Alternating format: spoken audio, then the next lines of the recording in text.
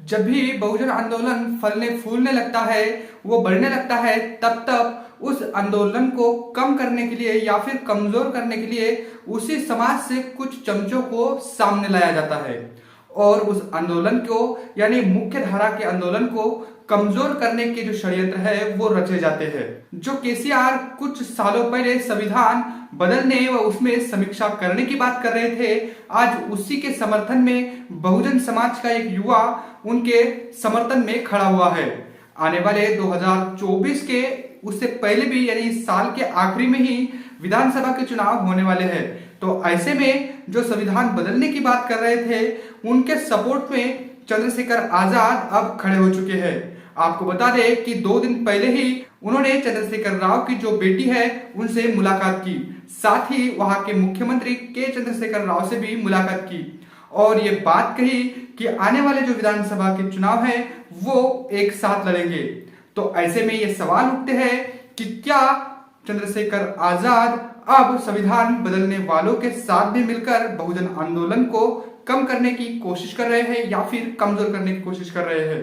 ये सवाल बेहद महत्वपूर्ण है, क्योंकि आपको बता दें कि वहां तेलंगाना में आरएस प्रवीण अपनी आईपीएस की नौकरी को छोड़कर बहुजन आंदोलन को मजबूत करने के लिए बहुजन समाज पार्टी के बैनर तले बहुजन समाज को एकत्रित कर रहे हैं, उनके हक अधिकारों की बात कर रहे हैं और इन्हीं बातों से घबरा कर यानी जो आरएस प्रवीण कुमार है, इनके आंदोलन से डरकर केसीआर अब नए नए फार्मूले पर बहुजन आंदोलन को रोकने की कोशिश कर रहे हैं। आपको बता दें कि आरएस प्रवीण कुमार ने वहां के बहुजन समाज को काफी हद तक मजबूत कर लिया है, वो जागरूक भी कर लिया है। तो ऐसे में बीएसपी का जो जनाधार है तेलंगाना में काफी हद तक बढ़ चुका है।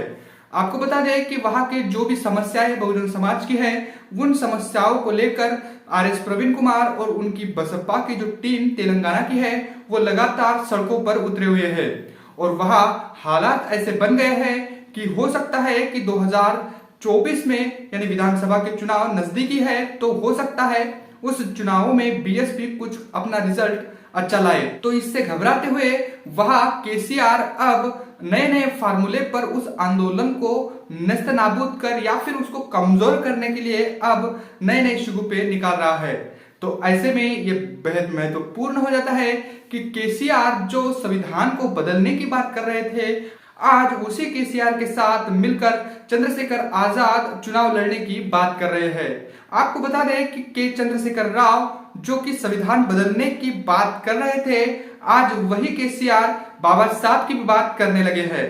वहां के जो सचिवालय का नाम है वो बाबा साहब के नाम पर रखना हो या फिर हैदराबाद में बाबा साहब की 125 फीट मूर्ति लगाना हो, इन सब से यह साबित होता है कि बहुजन आंदोलन को देखकर ही जो संविधान बदलने की बात कर रहे थे वो अचानक से ही बाबा साहब की बात करने लगे हैं। तो क्या अब चमचे की भूमिका में आजाद चंद्रशेखर आजाद आ चुके हैं? ये भी सवाल बेहद महत्वपूर्ण है। आपको बता दें कि आईपीएस की नौकरी छोड़ डॉक्टर आरएस प्रवीण कुमार ने बीएसपी तो ज्वाइन कर ली, लेकिन उन्होंने एक कमिटमेंट भी 1 साल पहले किया था। उन्होंने कहा था कि मैं जब तक बहुजन आंदोलन को या फिर बहुजन समाज को एकजुट नहीं कर लेता तब तक मैं घर नहीं जाऊंगा।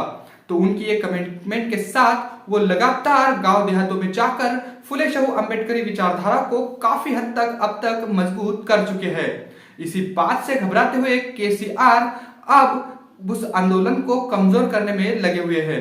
आपको बता दूं कि तेलंगाना ही नहीं बल्कि मध्य प्रदेश, छत्तीसगढ़ और राजस्थान, इन स्टेटों में भी विधानसभा के चुनाव होने वाले हैं। तो ऐसे में वहां पर भी कुछ चमचों को आगे किया जा रहा है ताकि बीएसपी के आंदोलन को या फिर बहुजन आंदोलन को रोका जाए। तो ऐसे में ये काफी महत्वपूर्ण हो जाता है कि क्या चंद्रशेखर आजाद बीएसपी के वहां के वोट को काटने में कामयाब हो पाएंगे। क्योंकि आपको बता दें कि इस बात को संज्ञान में लेते हुए ही डॉक्टर आरएस प्रवीण कुमार ने भी एक ट्वीट किया है। उन्होंने इस ट्वीट के माध्यम से ये बात कही है कि हमारे आंदोलन से केसीआर काफी हद तक घबराए हुए हैं और उन्होंने अब नए नए शिगुफों के माध्यम से हमारे आंदोलन को कमजोर करने के लिए वो काफी मेहनत कर रहे हैं।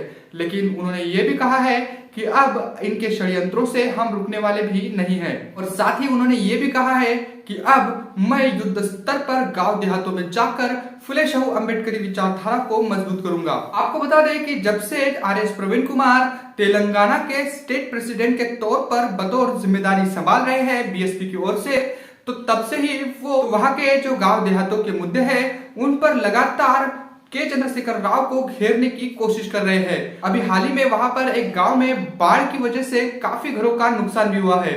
तो ऐसे में मतलब जमीनी स्तर पर जो मुश्किलें बहुजन समाज झेल रहा है, इन मुद्दों को भी वो उठाए हुए हैं। पिछले दिनों उन्होंने पेपर लीक का मामला भी उठाया था। साथ ही केसीआर पर यह भी आरोप लगाया था कि बाबा साहब का नाम केवल ये अपनी राजनीति को बचाने के लिए कर रहे हैं। तो ऐसे में वहां की जो राजनीति है वो काफी अब गरमाई हुई है और वहां पर अब चंद्रशेखर आजाद की एंट्री के बाद बीएसपी का भी काफी वजूद बढ़ने वाला है, क्योंकि ऐसे जो शूबे हैं या फिर ऐसे जो लोग हैं इनको लाया जाता है, तो इससे यह साबित होता है कि वहां पर BSP doctor RS Praveen Kumar के नेतृत्व में काफी बढ़ चुकी है। वैसे चंद्रशेखर आजाद वहां पर जाने से क्या बहुजन आंदोलन पर असर पड़ सकता है, इसको लेकर आप क्या सोचते हैं कमेंट करके हमें जरूर बताइएगा। और डॉक्टर आरएस प्रवीण कुमार का काम किस प्रकार से वहां पर बहुजन आंदोलन को मजबूत कर रहा है, इस संबंध में भी आपको क्या लगता है कमेंट करके हमें जरूर बताइएगा। मिलते हैं अगली रिपोर्ट में, तब तक के लिए जय भीम जय भारत। बहुजन विचारधारा को बढ़ाने के लिए हमारे चैनल को सब्सक्राइब करें, लाइक करें।